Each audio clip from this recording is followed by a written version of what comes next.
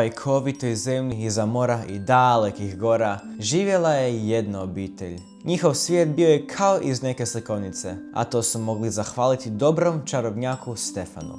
Stefano Katunar, glavni je scenograf i još glavniji maštator, koji je udahnuo život šarenom svijetu Glavonje. Svi znate za kazališne kulise, jasno. One se grade na pozornici, a filmske kulise grade se posvuda gdje se film snima. Na Glavonji trebalo je izgraditi živopisni svijet koji nije ni ovdje, ni tamo, nego je sasvim svoj i poseban. A to traži puno mučkenja glavom, na puno sastanaka filmske ekipe, a premalo domaće kuhinje.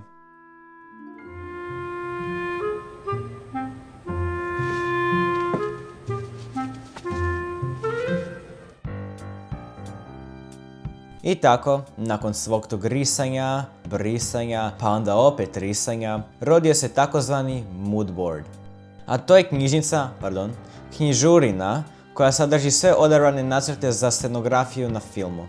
Klupa u parku, plakat za izložbu, putokazi u bolnici, pročelje obiteljske kuće, savršenstvo kroz detalje. Kužite, scenografski šlag na torti bila je filmska kuća na Borongaju. Tu su scenografi stvarno kreativno zavrnili rukave i staru zgradu zračne luke pretvorili u filmske kulise kao iz bajke.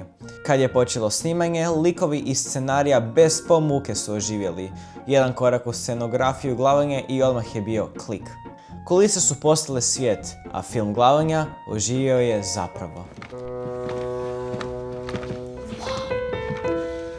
Ovo su Edo i Šimon. Alisa, bok. Bok.